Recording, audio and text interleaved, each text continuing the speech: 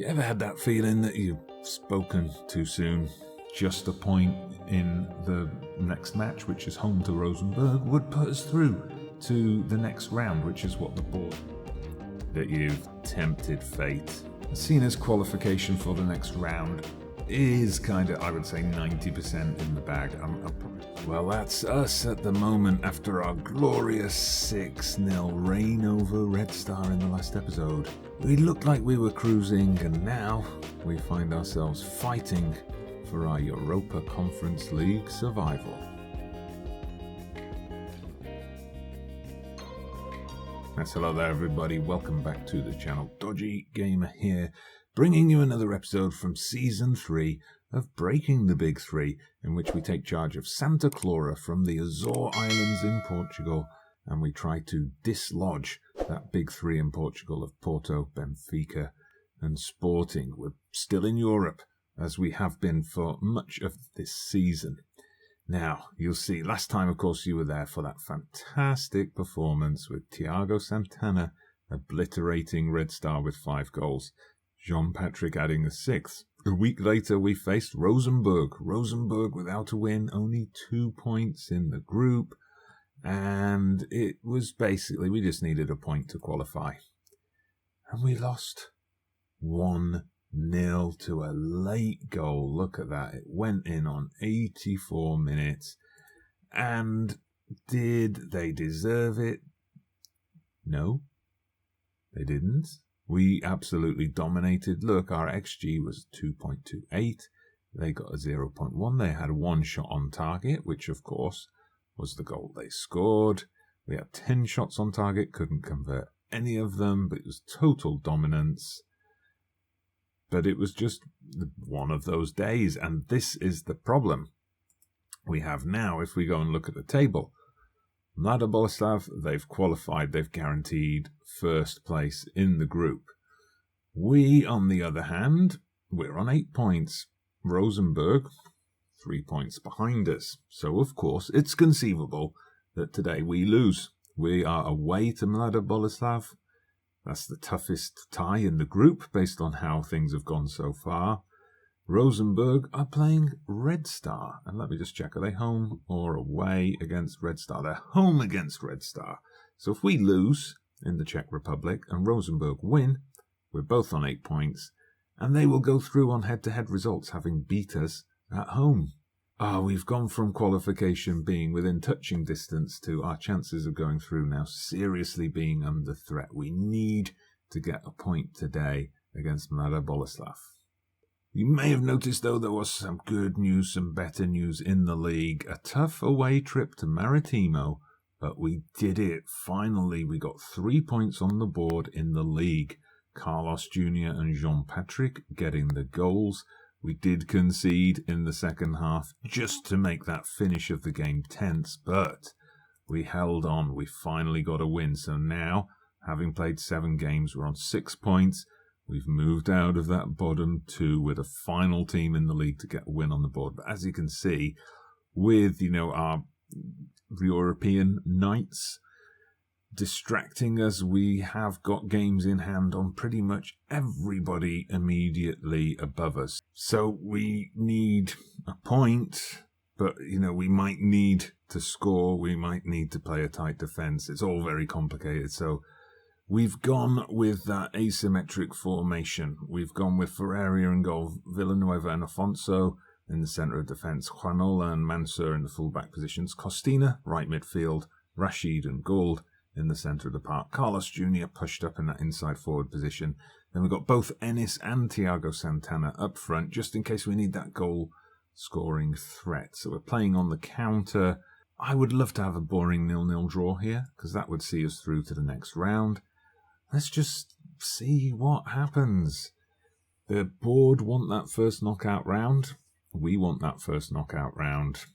Let's make this thing happen. Team talk then. What are we going to say to them here? I think I'm going to put my hands on my hips. I'm not going to tell them we only need a point here, because then they'll just get all cocky and they won't try very hard. I'm not sure why we're favourites when Mlada Boleslav have been dominating the group so far. Okay, we'll go with the pump fists. We'll blame the media. They've been on our backs. They haven't really, but that's the message we'll give the players. So here we go, ready to kick off. We've got Carlos Jr. in there, of course, who a couple of you pointed out in the comments when I was questioning why he's doing well in Europe and struggling in the league, that he is a player flagged as enjoys the big matches. I do wonder then about that, how that works in Football Manager. Like, what is a big match to that particular player? Is it playing against, on a big stage in a high reputation competition, like playing in Europe? Is it playing against, I thought we were going to concede there, but we didn't. Is it playing against a club with a huge reputation? Oh my God. What the hell was that? What the hell, Football Manager?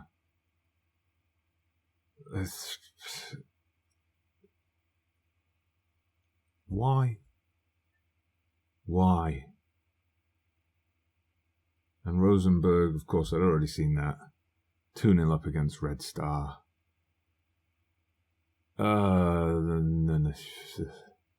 This is just ridiculous. That was our highlight for that half. If that's the goal that sends us out, I will not be happy. Come on, lads, you don't look like a team that wants to win. Carlos Jr., you don't look like a player that wants to play. So this is the point I was trying to make before that stupid goal went in. What is a big match for this player? In my mind, the final game of the group stage, it may be against a fairly low reputation team, but we need a result to go through. That's a big match. But I don't know.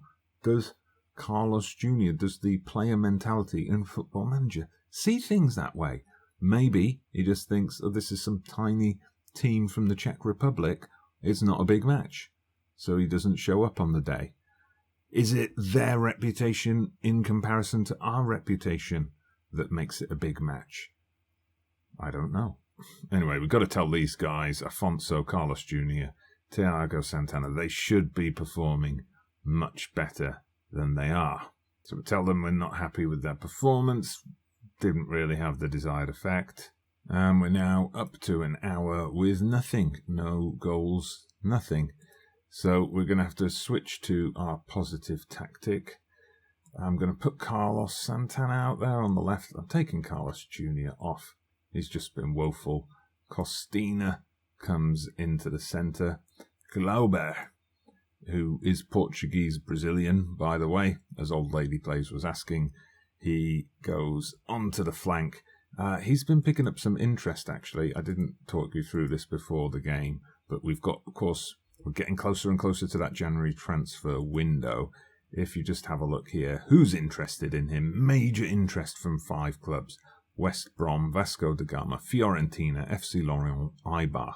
It's a bit of a mix of clubs there, but clubs who, could be stepping stones on to bigger things. Parma and Watford are also interested, so he's definitely one we've got to keep an eye on. Right, Toubé also comes on for Omar Rashid, who's not really having a good game at all. Let's give those boys a team talk. You've got the ability to make a difference for us. Get out there and do it. Right, we've finally got a highlight. We've got a player off the pitch injured. Our central defender, Villanueva, is back on the pitch now, and we're 2-0 down. So what's up with Villanueva? Potential thigh injury. Afonso's the one who's been rubbish as well. Anyway, we'll bring on Jorge Silva. While we're here, we'll make some changes. We're going to have to go more attacking here. Get those overlaps on, play direct. I want early crosses, passing into space as well. I'll let them be a bit more expressive. I know there's still a bit of time to go, but, they've got to get 2 goals pretty quickly. Right, let's not give up hope yet. We're going to berate the team for conceding that second goal, which has cheered them up no end.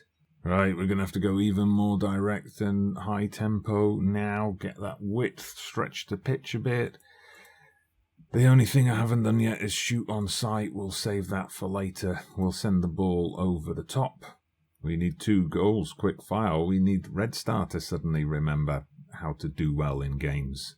So this is ridiculous. We're just getting nothing. We're getting nothing from this game at all. 5 minutes of stoppage time, but it's just not happening for us today. What a load of crap. What a load of crap. I mean, according to that, we matched our opponents, but we just never saw any highlights. We conceded a stupid goal in the first half. And that was it.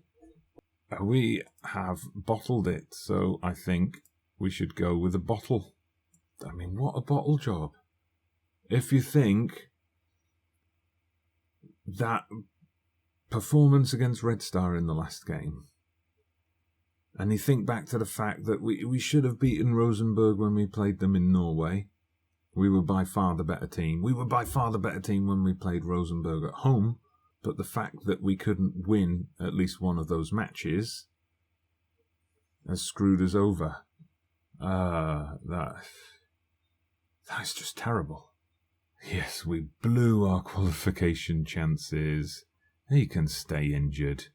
And yes, slammed team. I wanted to body slam the lot of them.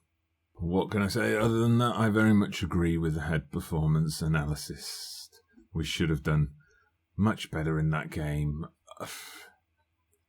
I will rant a little bit about the fact that I think, personally, the whole concept of over a 6-game group stage, head-to-head results count above anything else is stupid. Because, as you can see, clearly, far better goal difference. We contributed a lot more to the group than Rosenborg. I just think it's stupid, and I don't like it in leagues when it goes down to head-to-head. Maybe in like a tournament, an international tournament, when you've got teams playing each other once only, then you might go on head-to-head results, maybe. But to decide these double round-robin groups or league tables on head-to-head, no.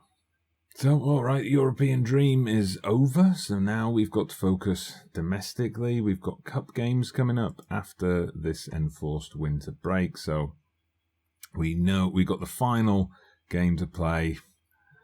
I don't want to say it, but just a point. We need just a point to qualify from the Allianz Cup group stage. Let's see about that. We're home against a team from the second division, so you know it should work. Then we are going to play in the 5th round of the Portuguese Cup. We just don't know who we're playing yet. I did check. The draw for that doesn't actually take place until something stupid like the 2nd of January, like a few days before. So we've got a bit of a wait to find out who we're playing there, and then back to league action. Now, if we do progress in those cups, the next rounds for those do take place in mid to late January and early February, so some of these league games are probably going to move as well. We'll just get through this break. We'll play through. We'll come back for a key game. I mean, you see there, we've got the big boys coming up, Porto, Benfica and Sporting. Then we've got our weird run of playing the same team in consecutive matches. We'll pick out an interesting game for you anyway. So if you could leave a pity like on the video for us crashing out of Europe and completely bottling it. Subscribe to the channel if you like people who crash out of Europe whilst completely bottling it. And yeah, I'll see you after the winter break.